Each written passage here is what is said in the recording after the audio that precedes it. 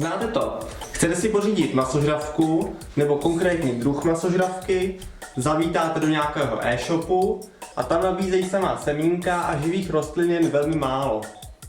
Chcete mít rostlinu rychlé a bez velkých starostí.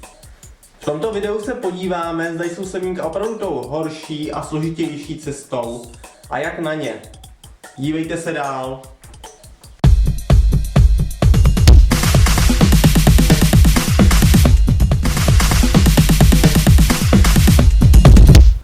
Začátečníci se pěstování od semínek často obávají. Myslí si, že je to příliš zdlouhavé, náročné a nejspíše by nakonec ze zakoupených semínek nic neměli. Skutečnost je ale trochu jinde. Podívejme se, jaká mají semínka výhody. Za prvé, lehce je seženete. Stačí se podívat na net. Za druhé, jsou levná. Bude vám stačit pár desetikaček a máte sbírku masožravých rostlin hned.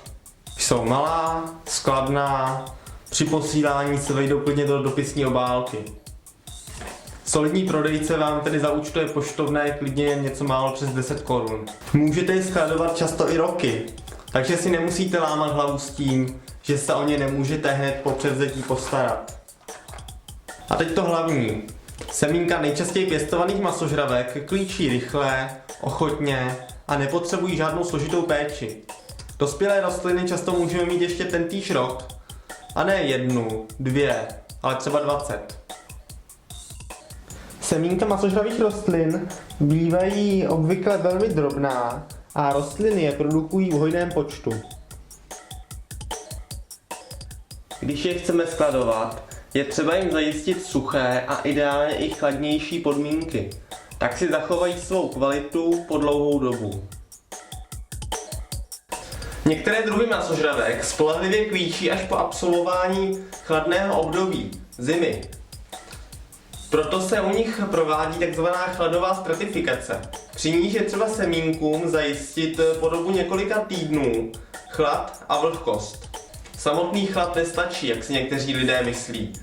Neproběhly by potřebné chemické procesy a vlastně bychom ta semínka jen skladovali. Semínka vložíme do mokré vaty nebo ubrousku, uzavřeme do pytlíku a vložíme na několik týdnů do lednice.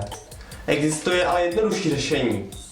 Během zimy je standardním způsobem vysejeme do květináče.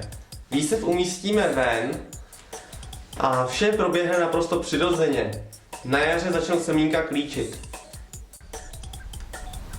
Mějme na paměti, že chladová stratifikace má smysl jen u druhů z mírného pásu, tedy u evropských tučnic, rosnatek, špidlic, mucholapek a dalších.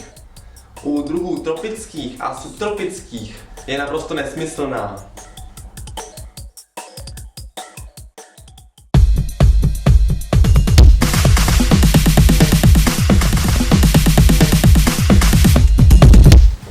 Semínka máme připravená a nyní se podíváme, jak na vlastní výsev.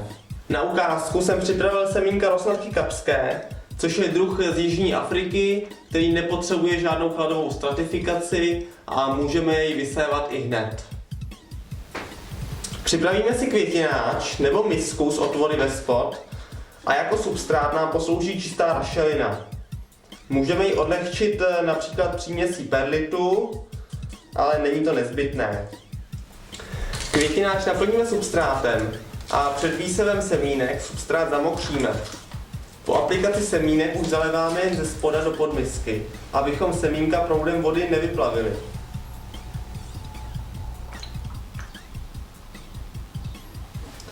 Semínka běžných masožravek se vysévají na povrch substrátu a nezasypávají se.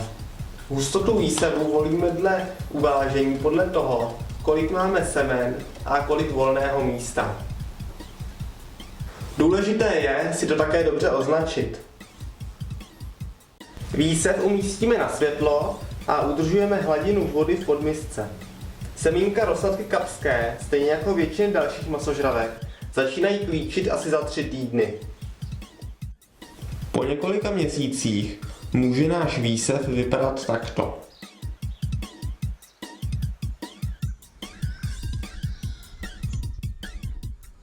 Semenáčky často už během prvního roku dorostou do dospělé velikosti.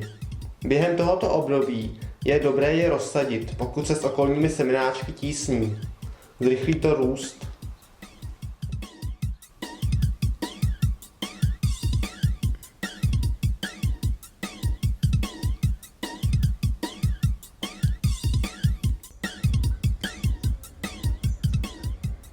Pěstování od semínek je možná trochu náročnější, než si pořídit rovnou dospělou rostlinu. Je ale výhodnější.